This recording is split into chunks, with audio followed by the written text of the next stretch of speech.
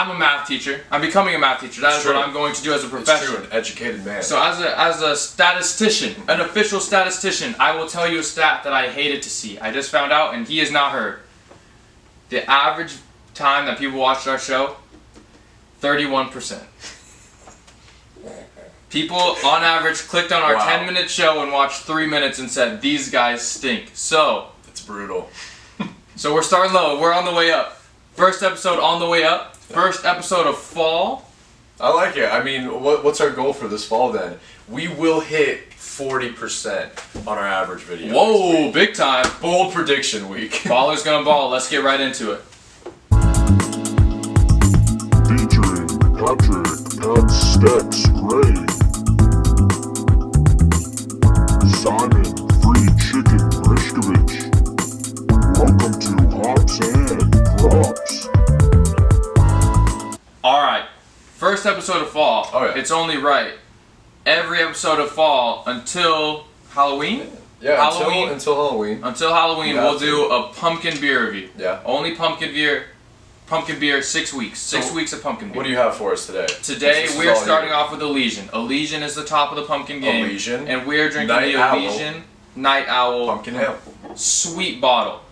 That's pretty sweet. First one I saw in Safeway, so we had to start off with the only one I found. Alright, sounds good. Let's go for it. Whoa. I was very scared going into this. First of all, the only man that can outdrink us, Glenn Moe. Had to get that on there. Glenn Moe, love you. This is delightful. I was very scared because the color of this is dark. Pumpkin ales tend to be kind of porters, but I'm a sucker for. I'm a PSL guy. I'm a pumpkin beer guy. Sue me if you want. I dig it. Here's the thing. I consider myself big on pumpkin. I don't know about this one. It's a little rocky. I'd say it's kind of in between for me. Like I can't put a number on it. But if I had to, I'd put it in the low tier 3 for me. I keep forgetting. Is tier 5? Tier 1 is the best. Tier 1 is the best. Tier 1's the best. So it's right in the middle of the pack, lower towards the bottom. I think that this deserves to be, as far as pumpkin beer goes. Yes. This is probably a tier 2 or a tier 3 then. That's brutal. Because what if we try a way better one and then you look back on this and say it was not as good? I'm pretty confident this is good. I've done some pumpkin testing. I think this is going to be up there. You want to give it a 3? I'll give it a 3. I'll give it a stick with that. high 3. How about that? Alright. That's fair. Into our first pick. Minus 105, Cardinals versus Jags. Give me the Cardinals, minus 7.5 points. The Cardinals have proven themselves week in and week out. They had a horrible game against the Vikings where their defense looked bad. Vikings +4, what did I say? Simon had the winner. I doubted him for no reason, like a big dumb idiot that I am. But I'm not doing it again this week. Maybe I'll doubt him again. We'll see what his card looks like. But I'm taking the Cardinals minus 7.5 against the Jags. I don't think the Jaguars are good. That's my play of the week. They're really not. The Jaguars stink, and they should be at least 11, 12-point dogs. And until that's the line, I'm going to keep betting against them. Give me the Cardinals minus 7.5 against the Jags. I have no faith in anything that happens in Jacksonville. Anything that happens in the city. Not even on the football field. In the city of Jacksonville, I have no faith in it. That's pretty brutal on the city of Jacksonville. We apologize. Hey, sorry to everyone from Jacksonville for absolutely nothing. Well, speaking of apologizing, I'm going to apologize before this pick right here because this is kind of one of those plays. You toss it out there and you close your eyes and you just hope to God that you don't have to watch that game for half a second because you're going to take the Chargers plus 6.5 this week. I absolutely love betting against the Chiefs spread because statistically the Chiefs have been one of the worst over the last season and this season against the spread. They lost it last week to the Ravens. Well, big comeback, sure, whatever. No, the Chargers have been my team since the beginning of this year. I think they're good. They lost by a brutal field goal to the Cowboys in a game that I thought they should have won in the first place. I think they come in. Do they win? Tough to say, but covering the spread, I'm really confident in it this time around. It's just so brutal watching those Chiefs games when they look so good. Yeah, I mean, it's brutal to watch on both sides of that game because you know it's going to be high scoring and you want it to be close, but there's so much talent. It's tough to call, but I can't go against the Chargers on that. They're covering team for sure. Oh, yeah. I got a pick for you. Tell me what you think. Falcons, Giants, over 47.5. This seems like a no-brainer. Falcons and the Giants are both overs teams. I mean, that's just the stats. The Falcons in their last 2 games, the totals have both been, other than the Eagles game, which was a fluke, so I guess this one game went over. Man, those stats are horrible. I just looked it up. No. These stats don't back with me you. at all. But the Falcons and Giants both can't defend. That's what it comes down to. They both have big weapons on offense. I've been saying that about a lot of teams. But the Falcons, Giants over 47.5. That seems almost too easy. Ooh. The thing is, because the Falcons should be at 50 points over under every single week. They are the worst defense, one of, like, not the best offense, but they're a really high-scoring offense. It's the fact that the Giants have a decent enough defense. They're driving this line down a little bit. I'd take the over, too. Yeah. On to my next pick, though, and I'm sorry, another dirty, horrible pick. You turn it on, you close your eyes, and you hope to God that it works. But here's the real statistic behind this, right? You're gonna take the Dolphins +4 this week against the Raiders, and listen to this, Pat. 75% of the money on the Raiders right now, 75% of the bets on the Raiders right now, and the line has not moved from 3.5 to 4. That is the only line movement. With money that big, that means that there are confident people in this line on the Dolphins side. They just lost their QB, but the thing is, their defense is good enough to hold the Raiders at bay, and it will be a close game, in my opinion, for sure. Yeah, I think it'll be close. I think we might hear later from someone who disagrees with your pick. Interesting. But we'll see. Interesting. Here's a pick for you. I'm going Broncos under 26.5 team points against the Jets. And this is why. I think the Jets have a decent defense. It doesn't sound like it. When you think the Jets, you don't think, wow, this defense is solid.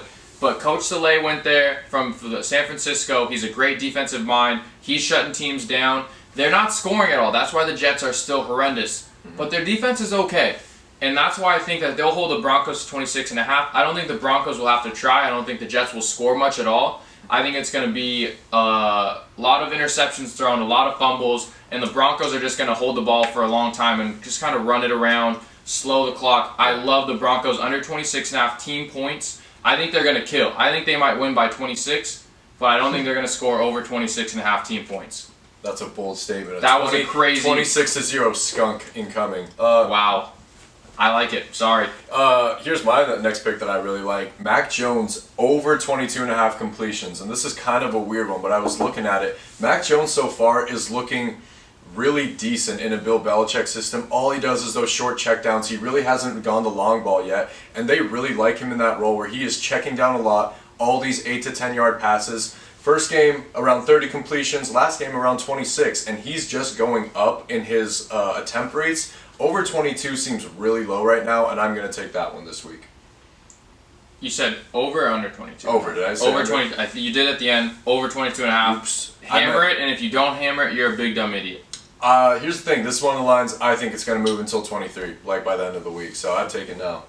So here's a line, and this one is pretty much only because he's on my fantasy football team that I even know he's playing well, and I'm sure that's the case for most people who have him or have played against him. For sure. Sterling Shepard's come out of nowhere. He's been the most added and dropped after big games in fantasy in the past. But here's the thing. He's been consistent through 2 weeks. I think he's in a good system. I think New York's throwing the ball a ton. Saquon's having a down year. Daniel Jones is not a bad quarterback. He throws it a lot, and he does make good throws. There's going to be some bad plays for sure, but he's going to make good throws as well. Sterling Shepard has been his go-to target. He is the man in New York City right now. They have Kenny Golladay, who I think has been getting double-teamed. He hasn't done much. Sterling Shepard is the man in New York right now. He's their best player so far this year. In the last 2 weeks, he has 113 receiving yards and 94 receiving yards. Even if he only gets half of those, he's still going to get over 46.5 receiving yards this week. Over 46.5 receiving yards from Sterling Shepard. I couldn't love this play more. 46.5 is disrespectful after the 2 weeks he's had, and maybe I'm just riding him too high, but I think this is a lock. Speaking of riding too high. Tell me about riding too high, please, sir. Here's someone that was overvalued, but now I think is undervalued. Kyle Pitts on the Falcons, coming out of college. He is a crazy athlete, and the thing is, he hasn't been used a lot in the system so far. The Falcons are just like losing every game, passing a ton of times, and they're not going to him that much. He started off with his first game with 38 yards, last game finished with 60 yards, but the thing is, last game, if you watch that game, he started showing flashes of looking amazing. He was making one-handed catches, and right now he is averaging per game 30 yards after the catch. His line right now is set at 52. He's averaging 30 yards after the catch? Not per catch, per game. Per game. He is averaging 30 yards after the catch. He is a monster. When he catches the ball, that means he's averaging per reception probably 5-6 yards after every single catch. I think if he gets 4 to 5 receptions, he is easily breaking through 52. And the thing is, I already saw this line moving by the time we started filming this. I got it at 52. I would play this up to probably 58 or 60. Yeah, I mean, Kyle Pitts against New York, we already said we like the over. We already think it's going to be a high-passing game. That's for sure. And the man is averaging 52 yards a game. I'm looking at his stats right now. Yeah, so he's right in the middle, and they're trying to split the difference. Right at that line, but the thing is, he's a rookie tight end who's on the up and up. He is on the uptrend, and he looked so good last week when he got the opportunity. This is the week when I think he could break out. If I'm the Atlanta Falcons, there's no point to do anything other than develop Kyle Pitts. He is a franchise player for you, and you need to treat him like that. There's no reason to throw the ball or to run the ball to anyone else. That's your guy, and I think every week they're going to continue to realize that and to develop those thoughts. I hope we can add that little clip. I don't know if you saw it against the Bucs last week, but he made a crazy catch where the ball was thrown behind him, one-handed, grabs it, and then runs for another 15 yards. Yeah, that was quite the pig snag, no doubt. Quite the pig snag. Quite the pig snag. And on that, we've got a few short messages for y'all. Right to it.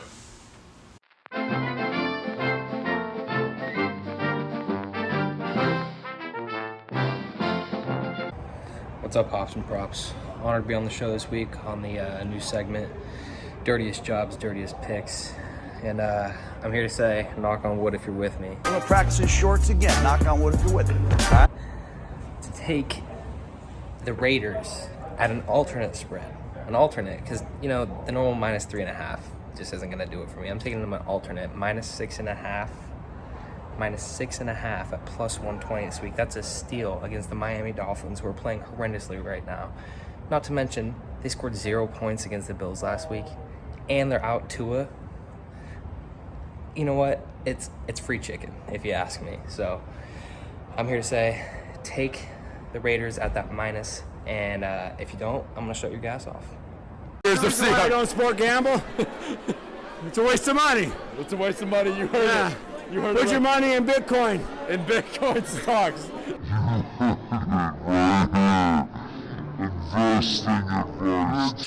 We're back. Yes, we were live last week, and it was a great time. A brutal loss for the Seahawks, but what a game, though. What a game, What a honestly. game. I have to admit, it was a great time, and also we got a nice friendly feature from our Dirty Jobs of the Week. We support union workers on this show. Oh, union for life. Big facts. Big Anyway. trust. Whoop, whoop. I Anyway. did not mean to make any sort of signs with my hands. I'm not sure if I did right there. I was just trying to do big trust. We'll cut it out, if anything.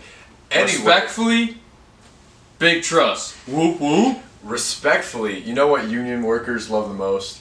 They love some gravy. Oh, it's time for the gravy picks this week. It's time for the only game you want to watch. You might see me in the crowd. That's right. I'm taking my cute butt to Los Angeles, the city of angels. I'm going to LA to watch Tampa Bay put a hurting on the Los Angeles Rams. That's big trust. Go Bucs.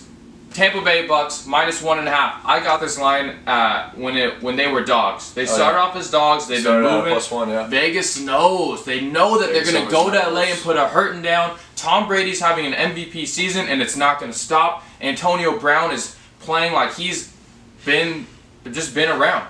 He's playing like he's still with the Steelers, like he's still one of the best players in the NFL. Hey, I don't know. Rob Gronkowski is playing like he's still the best player in New England. Yeah. That's 3 Madden cover athletes all playing at their peak. Tom Brady, Rob Gronkowski, Antonio Brown. Tell me you're going to bet against that when they're all playing like they're 28 again. It's insane. Tampa Bay minus 1.5. Tampa Bay by 100. I don't care. I've got a lot of money on this game. So if this does not go how I want, I will be very sad. He will be very upset. I have looked ahead in advance and I'm preparing. But Tampa Bay Buccaneers, they're going for a perfect season. We're only 2 games in, but I know it. I feel it in my heart, in my mind, which is so big and powerful of thinking thoughts. Quote me on that. Big and powerful of thinking thoughts. Tampa Bay Bucs minus 1.5. Even if the line moves, give it to me. Give them however many points they need to feel comfortable. I'm still taking the defending champs.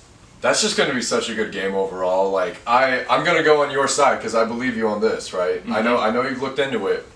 It's going to be a good game, and I really have no clue how it's going to go.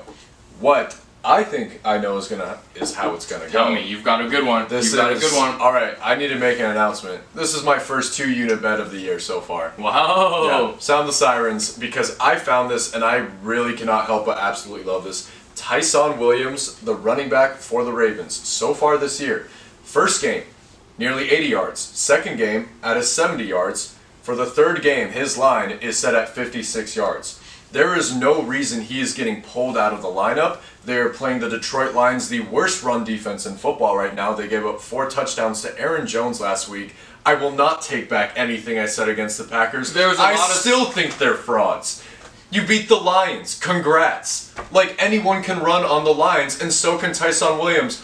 My first 2-unit play of the year at 56 rushing yards. I think this is an absolute steal. I can see this moving up so far before game day. And genuinely, it does not make sense to me. I've looked for every piece of info I can to make it make sense. Nothing's there.